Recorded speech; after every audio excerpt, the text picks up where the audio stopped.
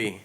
Ladies and gentlemen, welcome to Know Your Substance Podcast. My name is T Pills. T Pills presents, and this is Know Your Substance Podcast. Today I have my guest, Divine Puffs. Let's go. How are you doing? Good. How are you? Doing well. Just, on the grind. Just like I told you a second ago, running around with my head cut off. Like every day it's something new. So, yeah. And how about yourself? Good. Just been trying to stay busy, like trying to book shows and, all that fun stuff that comes with, performing, rapping. What is your favorite part, performing or rapping? I feel like rapping for sure. Like, I feel like getting in the booth, like wanting to like write, like, I feel like when you're performing, you're like more like I got to make sure everything's Gucci. But I feel like in the studio, you're allowed to like mess up a couple times, Performing, it's like, nah, this is it. No, yeah, that makes sense. Especially like in the booth, you have way more freedom to be free. Mm-hmm. And yeah, like you said, you could take 100 cuts and and ain't nobody gonna see it, so it's all like, might as well just, practice. But once performing, it's go time, show time. Everyone's there, all eyes. Like, they want you to mess up. Don't mess up. Please don't. But if you do, it's okay. Because a lot of the time, people don't even notice. Mm-hmm. Yeah. Okay, I felt that. Like, I messed up, and I'm like, I messed up that whole part. And they're like, you did? I was like, yeah, you didn't hear it? They're like, no. I was like, oh. All right, well, never mind. Yeah, okay, I felt that. Yeah, I really enjoy the performance parts because it's just such a... Like, I used to not. Well, it's not necessarily not, but you spend all this time for production. You spend all this time gearing up, doing the engineering, production, writing, finishing, being picky. Right. And then when you do the performance, it's like, do I just rap over that track, or do I create a whole nother piece of art to express it in person? Yeah, exactly. No, I felt that. And that's like, okay, which level do I want to take it to? Mm-hmm. For me, like, I went to a lot of rap shows in high school and stuff where a lot of the rappers took their vocals out of the songs. Mm. So they're rapping over the beats. Yeah. And it wasn't until I started going to the clubs and seeing a lot more, like, popular artists, like, that were more mainstream. They're in music festivals. They're rapping over the original song. And it just it's a whole different experience. Yeah. I personally feel like some people, like, call that like lazy work. Personally, me, I call it professionalism. Like, I prefer to perform with the backtrack, playing only because it's like people are gonna come, they're gonna come see me. And it's like, I'm human, I can mess up, like, I don't want to like embarrass myself. And sometimes when you do mess up, some people don't have that momentum to like get it back, so it's like when there's a back, a track playing, it's like it's easier to catch on even if you messed up like a word or something, so I feel like I use backtracks as like a guide rather than it like leverage to help me, because my mic is always on, so my mic is always on, and I always try to make sure to tell the DJ to have it, medium to the music or a little bit, above. But backtrack is my best friend. Like, I'm sorry, like, that's just how I personally like prefer to perform, Like, it's just more, like I said, it's more professional, Yeah. Kudos to people who can rap, with just the beat. That's dope. Like, you're a dope-ass artist. But personally, me, I'm not there yet. It's different. Like I said, it's different, Like, I've been using keeping the backing track with all my new music because it's so new. And I really haven't been practicing that much, Exactly. And it is great when you do have it, especially when, like, parts of your song cut off and there's no beat. Yeah. You know what I mean? For sure. And then, like, you got to keep that internal clock of the BPM going. Exactly. Yes. Yeah. Like you said, like, I like, with all my new music, I would love to, like, not have the backtrack. But, like, my older music, some of it doesn't have the backing track. I could just rap over the beat. But the new ones, yeah, it's going to take me a minute. Right. It's a practice. Yeah. So, when we met at the Winter Showcase, right? Yes, that was the first time. That's crazy. Yeah. That was your first performance. That was... Right? No, so that was my first competition. Competition. Okay. Yes, that was my first competition. And I was scared, y'all, because they were telling me how there was like 32 rappers, I guess, who like tried to do the showcase, and then 8, made it through the thing. And then Mr. Romo, rest in peace, was crazy because I didn't really know him like that, so I can't really speak on, the subject, but he put me on, and like a lot of people don't really put me on like that, so when someone does put me on, it's like I will remember like them forever. But it was just like sad because like I just met him, and it's like, dang, like he gave me a really big opportunity, and like without him, like I wouldn't have been there to win the showcase. So it's like, fuck, like I just wish I could have met him like one more time, or like had another event that like he was hosting there. But death is like happening to everybody, so like it's gonna happen, but it's like what you do in the time like before you die. But like from what I've seen, he's well respected, like he's very involved with the Turlock community, so, and the music industry, so he did his thing. Yeah, man, rest in peace. Yeah, I had the pleasure of making his acquaintance in that following year, or that year, and just being around the people and just seeing the energy he brought to his friends and the people he wanted to put on was like very genuine. It is very unfortunate what happens, especially with violence. It's like, it's crazy. So yeah, rest in peace, man. But when was your first performance? So my first performance was actually in someone's backyard. It was for their birthday, and he does like random showcases, like where he just puts like a bunch of artists together. Kind of what I'm doing for this year for mine, and. It was like, it was just like in someone's backyard, and I was so scared. Like there was like a couple people there, and now looking back at it, like I'm like, bro, this is the shittiest performance I've ever seen. Like, I'm sorry, like I performed, like I'm on, so on the 20th, which is my next performance, that will be my 13th time performing within the time that I've been rapping. So with that being said, like from 1st to 13th, like to my last 12th one, I'm just like, yeah, you could have done so much better on my first one. But, just all progression, like it's the fact that I'm even like able to like get, book some type of anything, you know what I'm saying, to perform, get my music out there. So very grateful for that too. Mm-hmm. Yeah, it's amazing to be able to have a platform to be able to not only express yourself and put yourself out there. And it's like you don't really appreciate it until those opportunities kind of slow down. Yeah, and then when they come back, you're like, all right, here we go. Let's do this. Mm-hmm. Like I think my first time ever performing was when I was in Humboldt State. It was a house party. Okay. And it was at our friend's house. He was doing the house party. Shout out to everybody that I went to Humboldt State with, that I partied with. I have a video, a very 10-second Snapchat. Like that's all the proof I have. But it was like so fucking funny because how it happened. Because like the original story was like, our original plan was, all right, we're gonna go to this house party. There's gonna be a DJ. You're going to open up, and then my friend, shout out to Iceman, out there representing San Diego. Period. He was going to go later with his band. And for some reason, the DJ was going to leave. I forgot why. And he was like, I'm leaving, this, and that. And we're chilling at the dorm still. We're like, fuck. This sucks.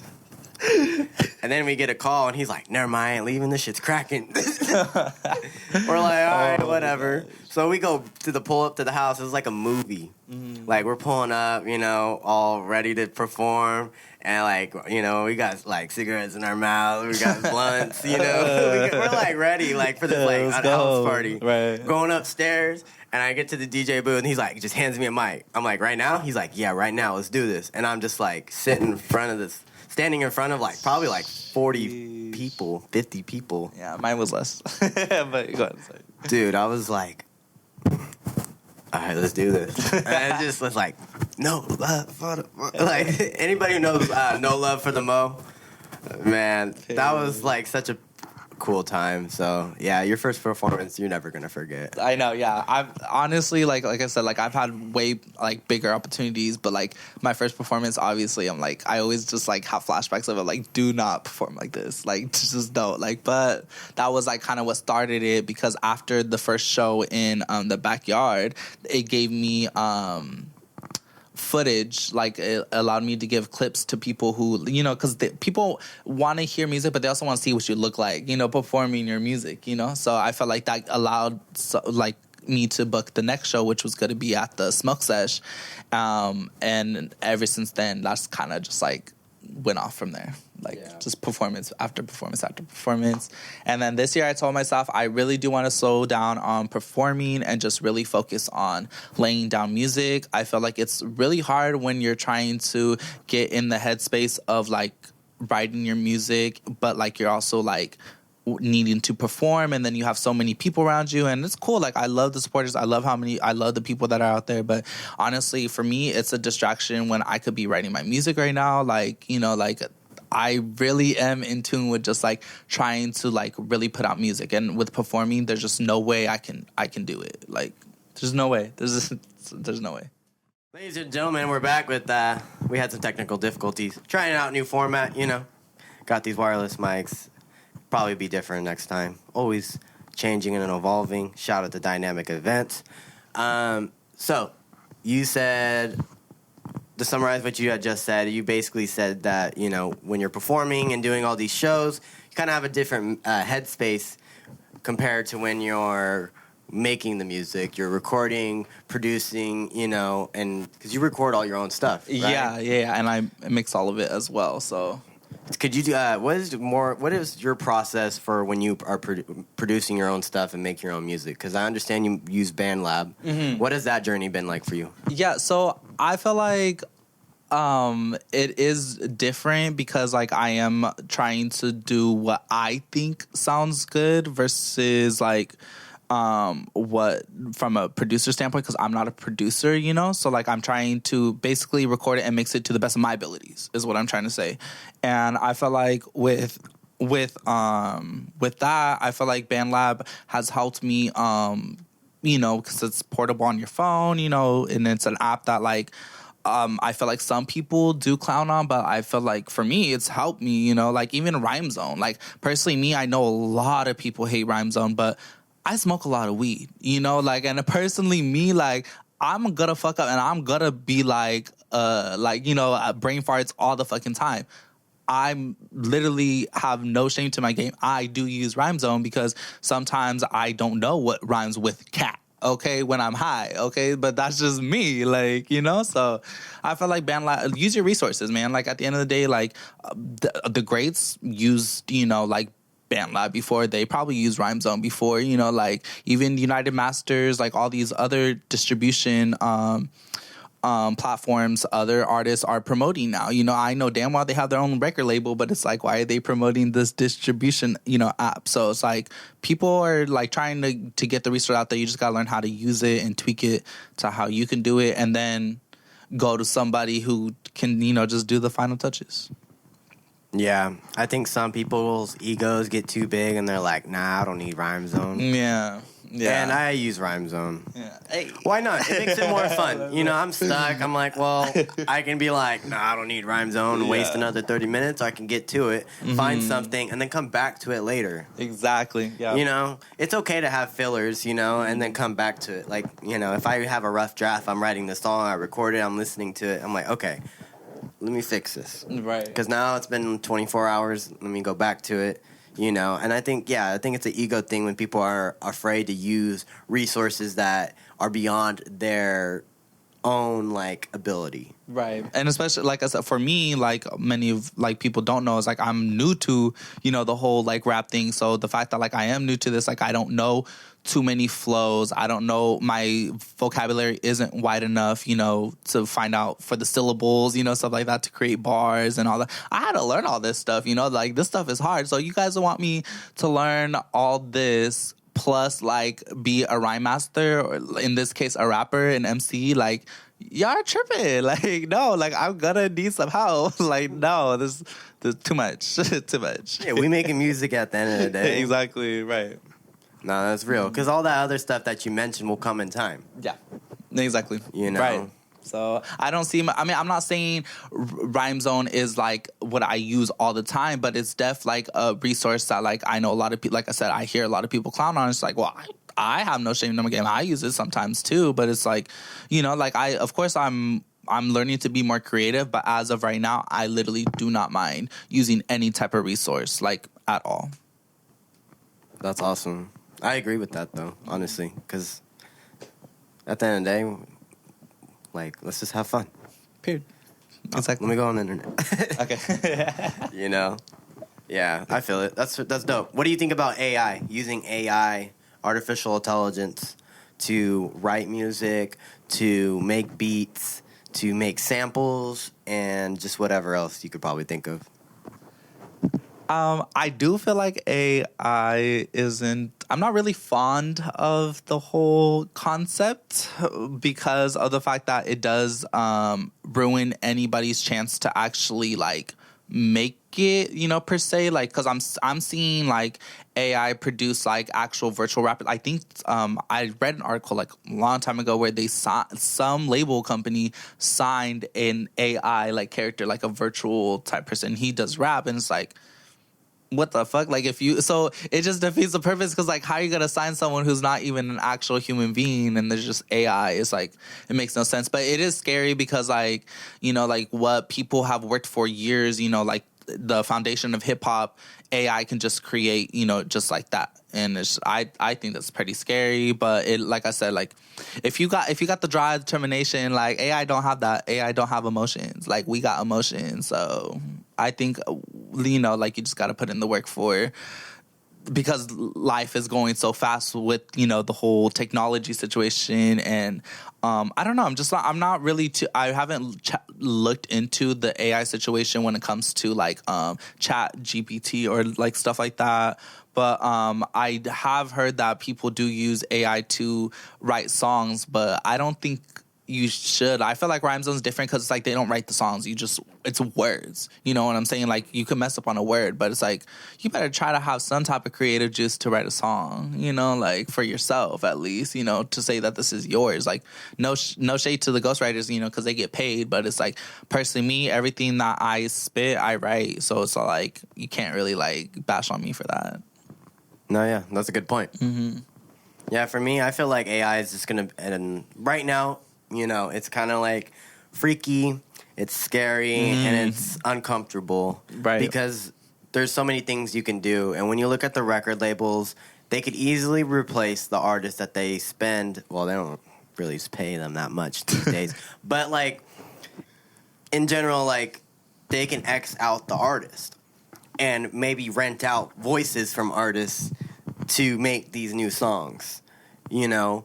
Hey, let's lease your voice for a few years, and we're gonna make our own music and stuff, you know, or have the AI generate a voice, and it's just something completely different. I mean, have you ever listened to the songs with SpongeBob's voice? Yeah, yeah, that's what I'm saying. Spitting. That's weird. Like, that's crazy. SpongeBob is spitting. Yeah. Right. So if SpongeBob can be spitting right. and Patrick can be singing, right, exactly. Sandy Cheeks gonna be the new Meg Stallion. You know what I mean? That's Sandy. I'm weak. No, but I get it. No, that's crazy to even think about. But personally, me, like, I'm not tripping about no AI. Like, AI can't replace me. Like, of course, like, there's clones and like all that stuff, all that good stuff, you know, that I believe in. You know, what pothead doesn't believe in conspiracy theories? Like, let's be for real. But there's just no way, like, it, like, I don't know, like, I'm not threatened by AI at all. Yeah, and I'm not either. If anything, I'm willing to embrace it, because there was a point when people are like, when Pro Tools came out for computers and recording through digital audio workstations, DAWs. It was seen as the same thing. Like, oh, it's not the same. Like, you need to use a console. Yeah. It's not going to sound the same. Right. And it didn't for a long time. Now it sounds the same. Right. Now, like, you have plugins. Like, all my equipment is universal audio based. And those plugins sound very similar to, like, hardware, thousands of dollar equipment.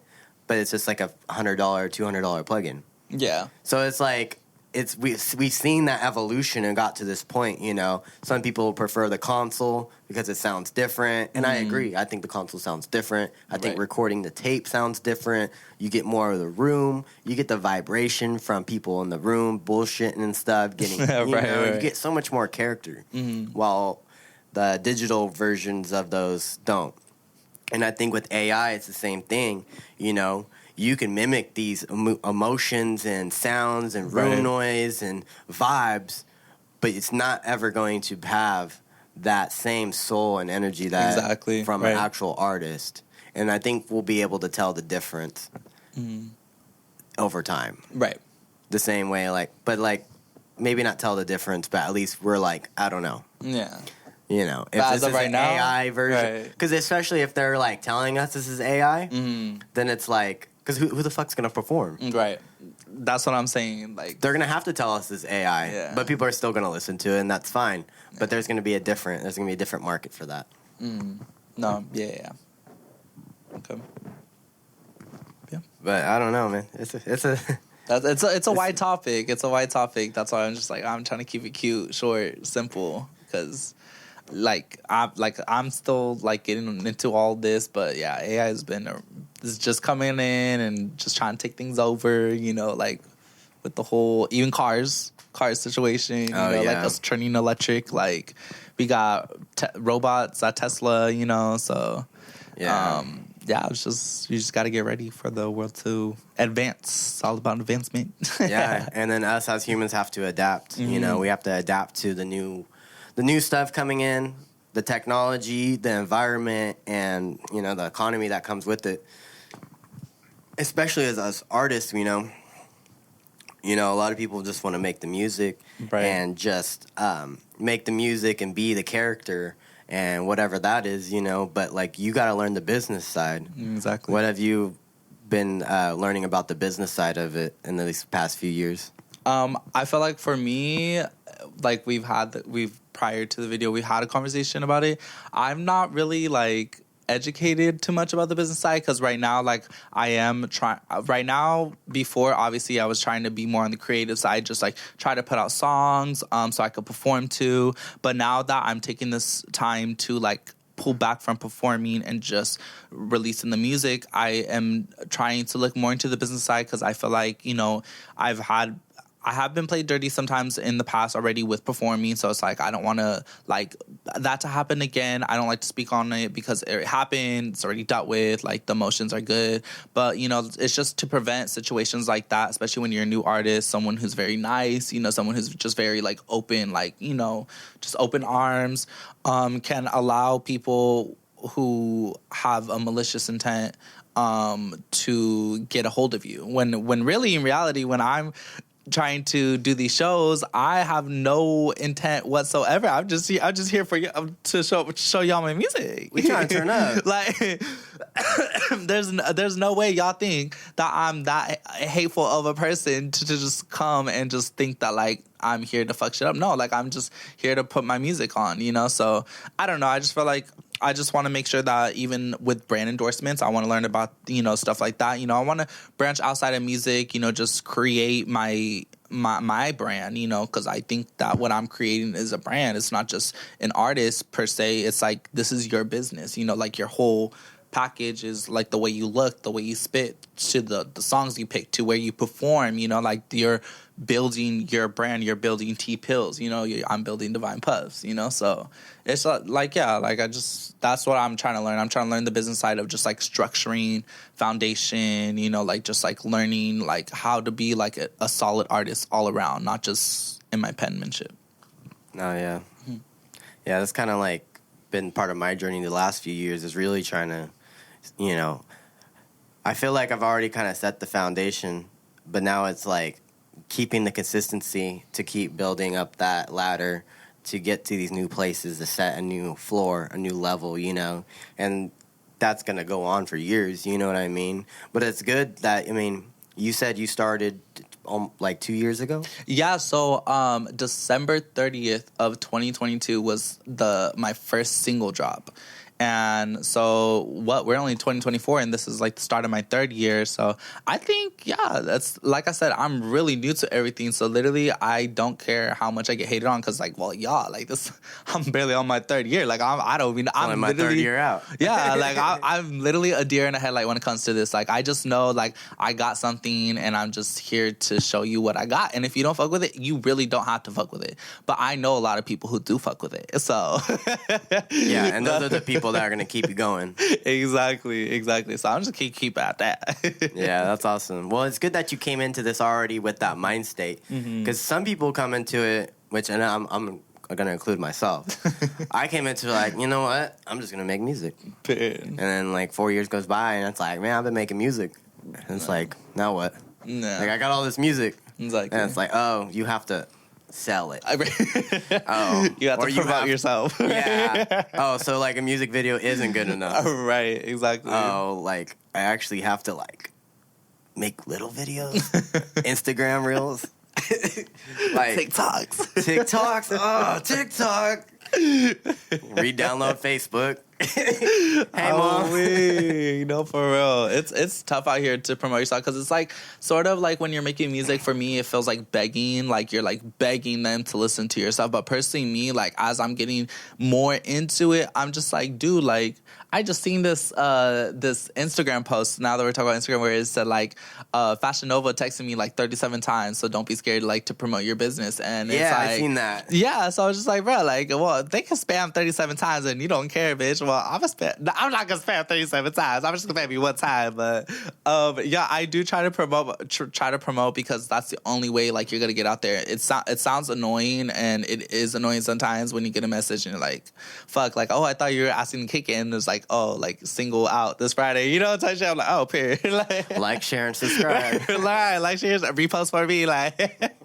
And it's like, cool, like that's what you have to do. So I'm getting used to like getting out there promoting myself and like kind of being annoying because like people who really want it is gonna want it, and every day that we're not working or like there's someone out there who is, you know. So it's all like when we think it's rest season, it's like, well, someone else out there thinks it's hustle season, you know. So it's like you always gotta be on top of your shit for you, because like there's someone out there who's trying to chase the same pearl, you know what I'm saying, who's trying to chase the same diamond, you know. So like it's like you just got, like you said, climbing the ladder. You just got to keep at it, you know, no matter how tired you get, no matter how much shit you get piled. You asked for all these opportunities. We asked for all these blessings, you know, for our plate to get full. And now that it's full, we don't want to eat.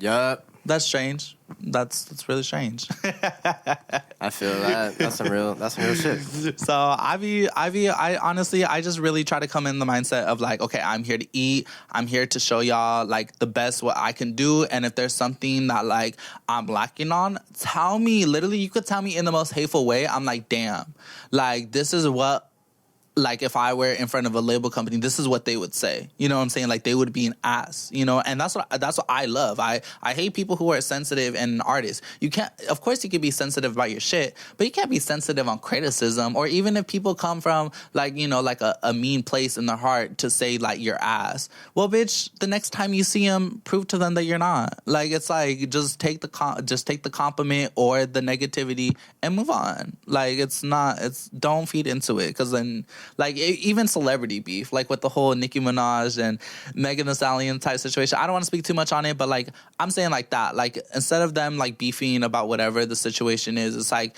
they should just be working on music. Nicki's going on tour. That's perfect for her because she needs to be busy. Megan, she's planning her tour. She's working on her music right now. That's perfect. That's what they need to be focused on, is music, not no beef. Like it's so weird. And honestly, like, I mean, people could probably like argue this, but I feel like a lot of beef and rappers and stuff is just fabricated for clickbait to promote their music. Like it's all like just drama, and a lot of that sells. You know what I mean? Yeah. So it's like I don't know. I think some people get caught up in when they're like coming up, be like trying to beef or feeling like they're better than somebody, but it's like, you know, really, it's just we're just hustling, right? You know, and a lot of that like controversy just adds more to the music, you know. But yeah, I agree. Just go on tour, just work and put your head down, you know. Exactly. Because once you're up there, you can't just like, as soon as you look down, you already got passed up. Exactly. No, I fought that. And even then too, like you just gotta come like ready. Like at the end of the day, like when it's time to perform. Or even I feel like even when I'm recording my music on my phone, I always just like smoke a blunt, drink some water. I'm really hydrated because I don't like to hear that smacky noise up in that mic.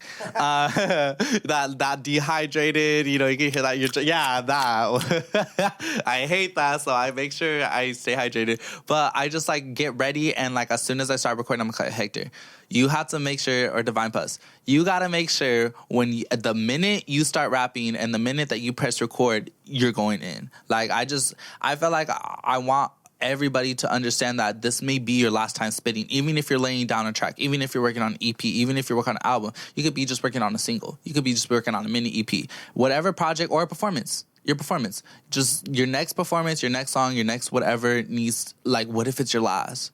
So you just, I personally feel like, me, I'm not trying to be inspirational or motivational, but this is just how I speak to myself. I'm very very in tune with solitude. I love to kick it with myself. I love to create by myself. I love to work on my music by myself. So yeah, I just stay motivated and just keep doing what you gotta do. Yeah, I'd like to add on that, kind of performing or recording or writing anything like it's your last. Mm-hmm. That is something that I've grown to implement into my mindset with this stuff, because there were times when I didn't have my setup. There was times when I wasn't creative. There was times when I wasn't feeling it, when there's no performances, there's no DJ gigs. Mm-hmm. There's things slow down. And you really got to do everything like it's your last, because it could be. Just the same way with life. You got to live every day like it's your last, because you really don't know how much time you're gifted here. Because being alive and being able to have this human experience is a privilege. Mm-hmm. I mean, you look at all the terrible stuff that's going around in the world, and the fact that you're not having to deal with the same stuff. We may have our own problems, but to not have to dodge bullets or bombs or anything is a privilege. You know what I mean? And so when it comes to the music stuff, you really have to appreciate that. Mm-hmm. I went through periods of time where, I'm I just record at home. I could just do this, and you get all this abundance of access. And then once it's kind of taken away from you, you're wow, I could really just use a laptop right now. Yeah, I know, for sure. Forget all the equipment. Give me a laptop, Yeah. Yes. And I think it's dope that you do most of your music on BandLab, on your iPhone, and the fact that it sounds so good. The music sounds so good. It's quality, and you put the energy and attention into it. It shows. Oh, thank you. Yeah. Yeah, I felt of course, I know, you could hear some white noise in the back. I'm learning about all this stuff, as I go, you guys, chill. So, of course, it's gonna sound, even from a producer perspective or someone who does record music, I know they can tell the difference. I'm not dumb, but it's just the fact to a consumer ear, I feel you couldn't even tell, So I feel from what I'm doing for right now, it's good. But of course, I know I need to get the studio. That's why I'm here. Yeah. No, but yeah, the consumer ear isn't always as sensitive as the artist's ear, and it's good to have your ear as the main focus, but that just makes the artist's ear even better. Yeah. That's one thing I appreciate as a DJ, and when I've listened to some of the biggest hits in the world, and it's wow, this mix ass. But it doesn't matter, because it has that it's very authentic enough, and it translated to the audience it needed to translate to in the medium it needed to at that time. Mm-hmm. A lot of the old school jerking music and some of the stuff from the Bay Area, or even the boom bap stuff from the 90s and 80s was so the stuff that wasn't being made in professional studios. Mm-hmm. It didn't matter. Yeah. It was hitting. Right. Exactly. If they weren't doing all these little fine tuning stuff. Right. You see now. Have you ever listened to Cupcake No Fillin'? Yeah. Come on. Got a lot of work that to thing do. is so man, I don't know how they recorded or mixed it, but it sounds just so rough and just perfect. Yeah. It fits in the pocket, and it fit the vibe, and it turned us up. Yeah. No. Yeah. Okay. Yeah. So, any new music coming up? So I just dropped an EP on the 26th of February called Siren. But before that, I dropped an album on November 23rd of last year called Gangstalicious. So those are my two like recent projects. Gangstalicious was more like trap beats. I really talked about like hustling, getting money, smoking weed, like chilling with my friends. Siren was more like a seductive type I was about to ask, is Siren like the Odyssey Siren? So Siren, I was kind of stealing the idea from like the Evil Mermaids, like type idea, like basically where like they lure the sailors in with these songs and then they eat them or whatever they do with them. I'm not gonna eat anybody, but like I wanted to just play with that Siren term because it was February, Valentine's month, Lovers Month. So I just wanted to play off of that, and I felt like that was my only time to really talk about sex because, to be real, like no one wants to hear like like me when I talk about like sex like in a rap song. Like personally, I feel like it's a certain occasion like for that stuff, so I felt like that was a perfect occasion because it's February. But this next one I'm working on, so I have a couple projects lined up. I'm not going to spill all the tea, but this next project probably would be a futuristic project, EP. I wanted to do like Playboy Cardi beats, like Yeet vibes, Autumn, Sofego, kind of just like that vibe because it's still going to be me. I'm not going to play with like a melodic flow because like that I'm not Little Baby, you know what I'm saying? Like I'm not like with that. You're not gonna hop on the auto tune. No, to do all that. I don't think auto. I've tried auto tune. Auto tune doesn't sound good with my voice. I think the way I flow, my sound is unique, and I feel like people are gonna get tired of it. But it's creating my sound. Like when you hear a song and I'm on it, you're gonna know, oh, that's Divine Pose. Like I just want to have like that stamp, that signature sound. Like that way I could grow with the artistry, and then maybe eventually, hey, maybe you see me in the future play with some autotune, or melodic bit. But right now, I'm just so focused on building everything, like my sound, like the beats, just everything. Like I just want, even my drops, I just want everything to make sense. I'm like, okay, so the next drop is this. So the next drop, how is it gonna correlate with the last drop? You know what I'm saying? Like I want it all to be cohesive. You know what I'm saying? So it just doesn't seem like I don't give a shit about my shit because I do. No, that's real. I mean, auto-tune takes time. You got to get really comfortable with that. Yeah, that's hard. And you actually, like, people think, oh, I don't need to sing. No, you need to know how to sing. Yeah. Like, a lot of people, like, can sing. They just don't practice. Right. And then they're just, like, are suddenly super good. Because they know how to hit keys, but they're not, like, they just know how to stay in that pocket. Exactly. And then even, like, some of the best artists that are rapping have singer-songwriters in there that are coaching them through the hooks, even though they're rapping. You have to, when you use auto-tune, this is how it works. There's a song, it's in a key, A minor, B minor, C minor, A major, B major, C major, whatever. And it doesn't matter, it doesn't really matter what you say, but it's a matter of, like, how you say it. Right. And so when you say it, you have to stay in that key. But it's the imperfections that happen that make that sound. Like Kanye's 808 and Heartbreaks is the perfect example because he used so much autotune in that. And it's his vocals in that pocket, but it's bouncing out of the pocket the whole time. Yeah. You know what I mean? And it's making that sound. Mm-hmm. And then he'll say the wrong note on purpose or not. And that's what shoots that highness, or whatever sound. But I love autotune. I think it's such a cool tool, That's like another controversial thing with like music technology. Yeah. You know what I mean? Because T-Pain was one of the guys that really pioneered the sound. Mm-hmm. And he got so much heat from it. Yeah. Like, have you ever listened to T-Pain's like podcasts or Twitch channel stuff? Like, you should really watch it. You get a lot of game. No, I have not. I haven't. I mean, I do know.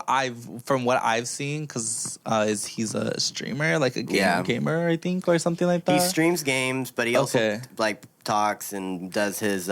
He makes music or makes songs on there, or makes beats or whatever, dude. Whatever he feels like doing in his studio. Yeah, okay, yeah. I just seen like Instagram or like reels of like him just like doing what he does, but no, yeah, I've never like autotune is like I've heard like before like because before I started rapping I was singing. I was like singing for like 7 years, like type shit.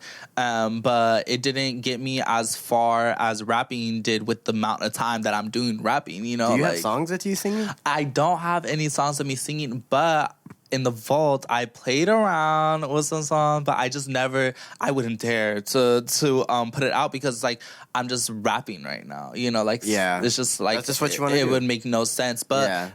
I mean, like, I could hold a note. I have rhythm. You know what I'm saying? So it's like, of course, I'm going to have some type of, musicality. And we're back. Ladies and gentlemen, thank you for checking out the commercials and making it this far into the podcast. This has been a great conversation.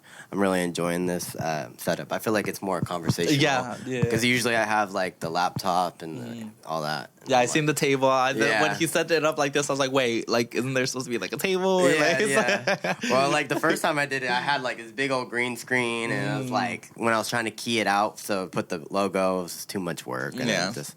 let's keep it simple. And then at my friend's podcast, The Cozy Show. Shout out to The Cozy Show.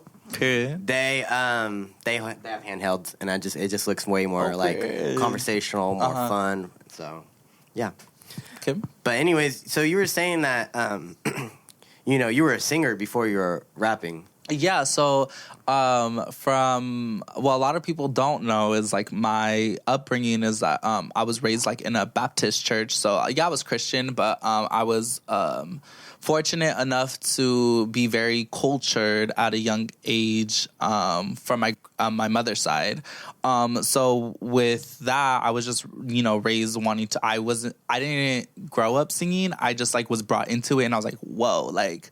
What is this? Like, I just love to be like center of attention, of course. But I just like the fact that you can do something and someone says like it sounds good. It's just so satisfying for me at least. So that's what wanted me to start singing was my great grandfather was actually a pastor, and at this point I didn't even know where my life was at this time. Like I'm like whoa, like it's like a whole new life. Like the fact that as soon as I moved in with my mother's side. It's like a whole different world.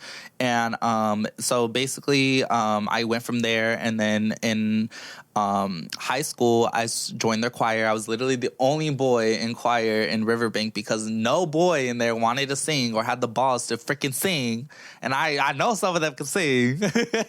So I was a little upset with that, but like I did what I had to do, and was doing that for initially I've been singing for 7 years because eventually I transferred my senior year to Downey here in Modesto. In Modesto. Because the choir teacher there wanted me to sing for his choir. So we decided to do that because I think he came to one of my performances or something like that. It happened like that. And then eventually I came across a scholarship opportunity to join the CSU Stanislaus Choir Department. But before that break, it was after high school. I'm an adult now. I moved out, so I decided. I mean, it's only been like a couple months since I've been out of high school, so I'm already feeling like the big man. But I decided to do American Idol because it's like every singer's dream, to do American Idol. It's not aired only because I didn't know, but people don't tell you that you had to go through 3 or 4 rounds in front of executive producers, people who probably don't even know how to sing. They decide whether your story is storytelling enough. They decide whether your look is looking enough. Like, it's not just about the singing. It's about everything that comes. It's entertainment, y'all. It's TV. Like, let's be for real. Like, so it's more like what we see on TV with the big crowds and stuff. Like, that's real. Yeah, that's but real. The shot, like, that they put where Simon and whoever, I can't think. No, I know. Yeah. Or whoever's doing it now. Mm-hmm. That part is later. Yeah, so that's the judge's first time seeing you. You know, that's not your first time singing or auditioning per se, you know? Because you have to go through certain rounds. Like, it's not just like you go to audition and Simon's there. You know, like, that's not how it works. Like, I thought that's how I was like, okay, I'm about to see Paula right now. Like, I'm about to see Simon. Like, let's get it. You know? No, like, who the hell is Fred? No, it was literally 10 by 10 by 10, and people were like in rows of like 3 or 4. It was 3. It was 4. It was rows of 4, and each one, like, it was so weird because like you could hear the other people singing. It's like, no, you have to focus on what you're singing. It's just my like, gosh. Yeah, no, You're like in a cubicle. Yes. So it was just really overwhelming. I was there since 6 o'clock in the morning. The line was freaking crazy. I didn't sing until like about, I want to say 12, maybe 1 o'clock in the afternoon. So I waited in line for a long time, and when I got that no, I was like, damn. Like, I went through like the second round, and then eventually I was just like, nah. Like, I was too tired. I was pissed. Like, when they gave me the no, I was just like, okay. Like, honestly, I wasn't mad. Finally. Yeah, I wasn't even mad at the fact that they said no. I was just mad at the fact that like I was tired. Like, I just wasn't conditioned enough, and I thought I was ready, and that's probably why I got that no, because even though I've done it for 7 years, there's people out there who's done it for 17 years. Yeah. You know what I'm saying? Like, and still is trying to get their shot, you know? So, and some of them probably it's been their 3rd, 4th, 5th time. Mm-hmm. You know what I mean? I mean, did it cost money to sign up? No, it didn't cost any money. It was just signing up, and it was just the fact that the wait is so long. And the closest interview that I remember was Jack London Square. That's where it was at. It was in Oakland. Oakland. Yes, it was in Oakland, and it was like out there where I think where the docks are at. Where the docks are at, right there. That's where they lined up all the tents. So it was really nice setting, but no, for sure. So ever since then, I just didn't have any motivation enough to continue singing. So I started smoking, and I was really serious about singing, okay? So, like, I was not smoking at all. Like, I was no. Like, smoking was a no-no. Now, I'm, like, smoking up a chimney because I feel like a rap allows me to do that. You gotta get that rapper voice. Yeah, I feel like rap allows me to do that. I feel like the way I talk to the way I rap is two different totally people. And it's so strange because, like, I feel like when I rap, it also, what I did talk about was, it allows me to represent my masculinity. Like, as a man, like, comfortable in my own sexuality, like, I know I'm not the most manliest man, you know, you'll ever meet. And, you know, I'm very flamboyant, very feminine.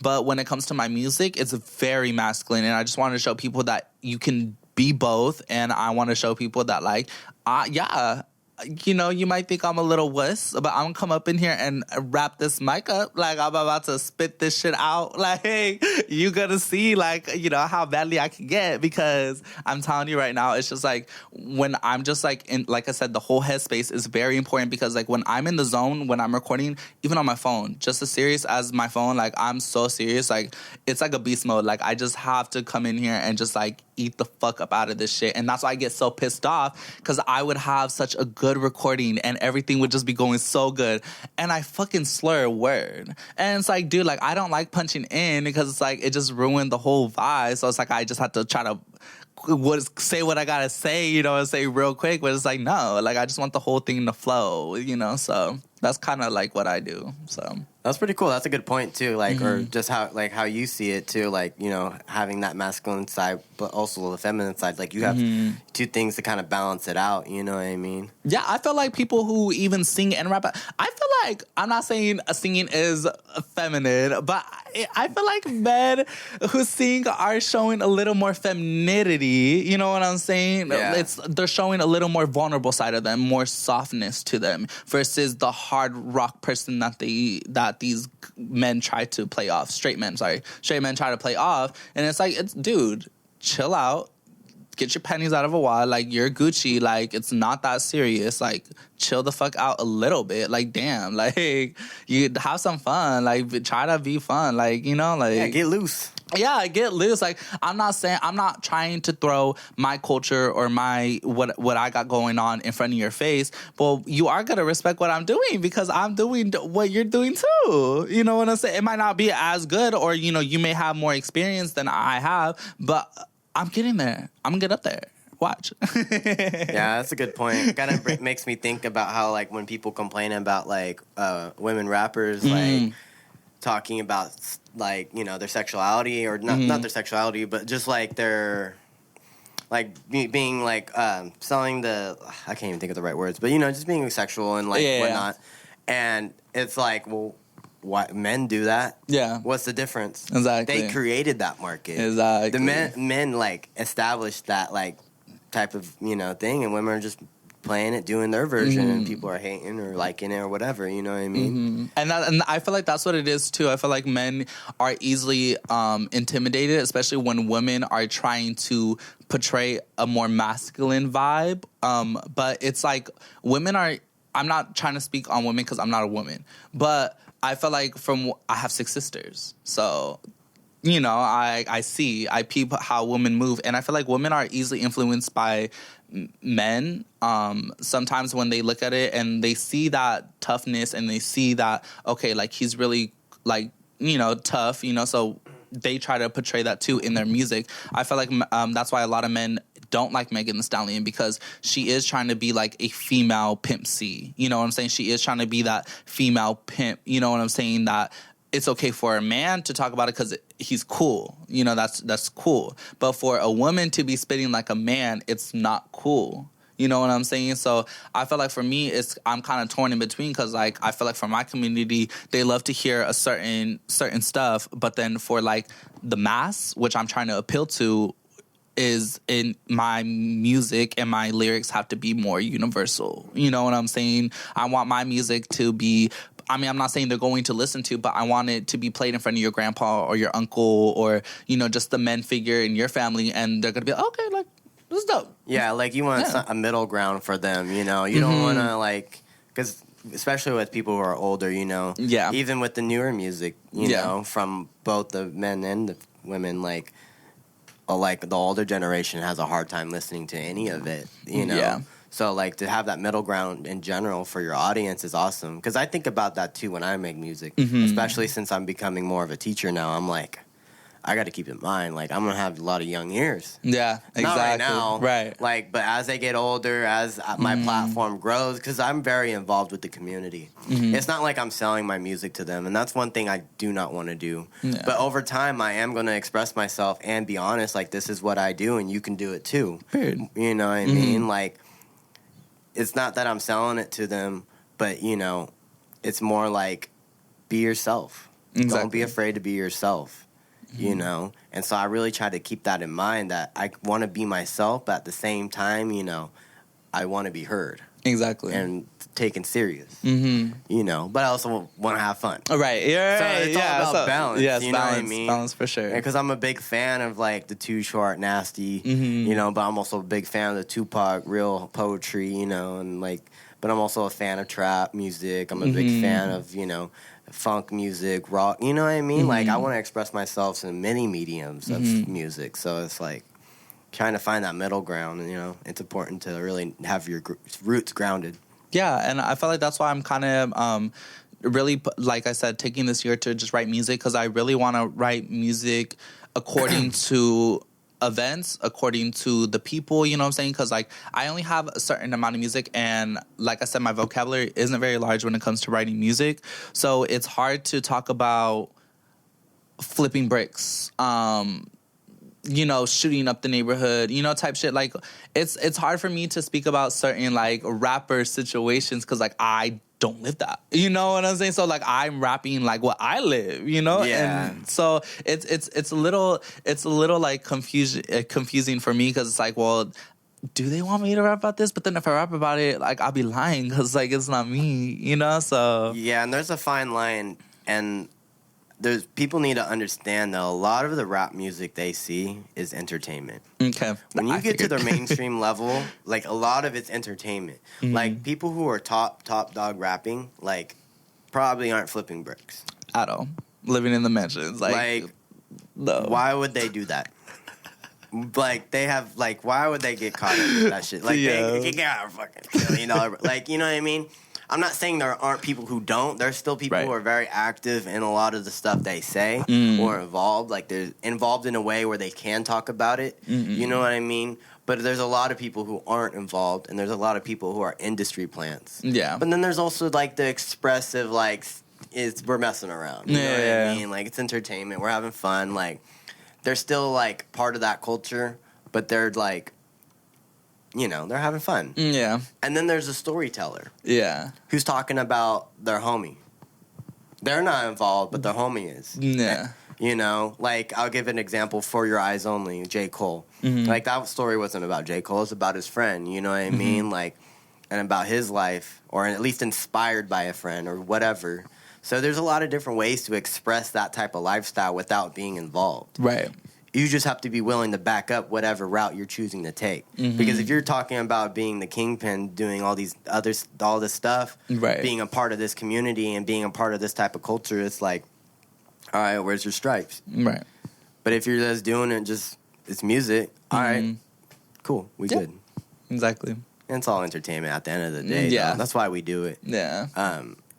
Yeah, it's a very controversial topic, but you know, I think as long as you're just expressing yourself and knowing what you're talking about and knowing your substance, Period. you can be what you want in life. Exactly. Yeah, I feel like that's what's in right now. Is like, I feel like with writing per se, like I feel like before even rapping, when I was singing, I was always writing poems. Like that's one thing I can't believe I forgot about that. Like that's so weird. Like I used to write just like little random poems, you know, because I was really an English person. Like my favorite subject was English. Like I just loved English so much.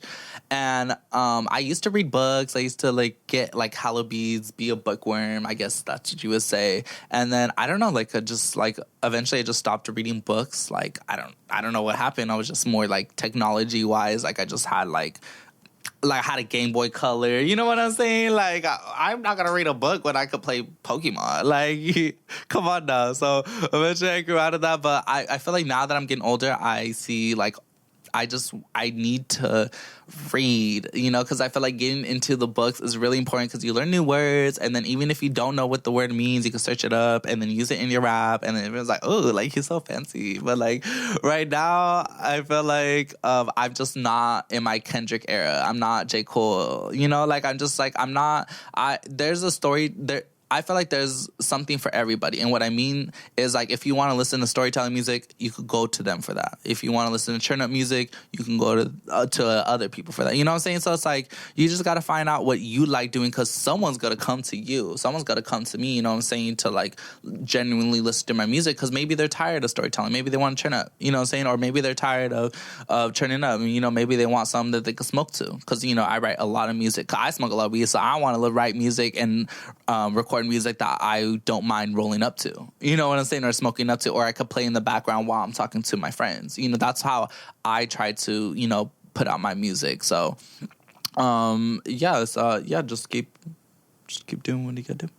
That's awesome. That's a great point. Yeah, like whatever type of energy you're on, you're gonna express that in the music, and whatever type of energy you're looking for is the type of music you're gonna want to listen to. Exactly. So, and your energy is gonna change over the time. You know, you might become, you know, have that lyricism that Kendrick or J. Cole has, you know, one day, whenever you feel like being that, you know. And that's how I feel, too. It's like some days I feel like writing like that. Some days I'm going to turn up. You know, how can I not? Like, I'm a DJ. Like, I turn up like every other weekend.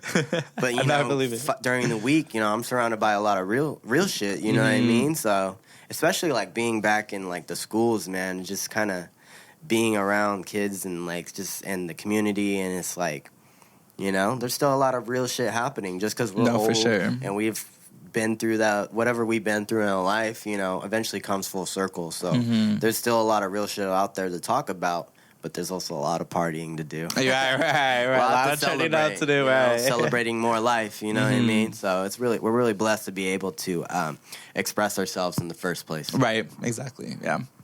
So yeah. Anything you want to add before we cut this? Honestly, I just want to say if you want to start anything new, do it. Don't let anybody tell you cannot do it. Nobody.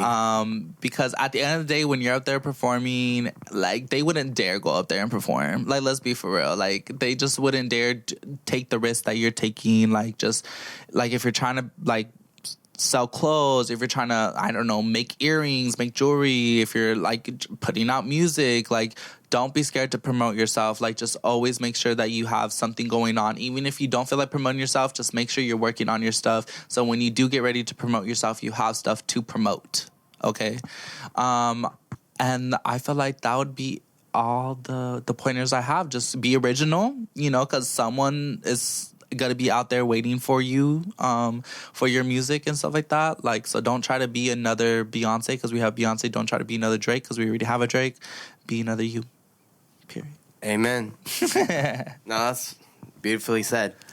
All right, ladies and gentlemen, thank you for watching Know Your Substance podcast. I had a great time, and this is my guest, Divine Puffs. Thank you. We're gonna hit the studio. Stay tuned for whatever's out at the time. Whenever this drops, be sure to check out all the content that Divine Puffs has, and as well as myself and what we have coming for this summer. So thank you. Have a good night or good evening or good morning. Period. Peace.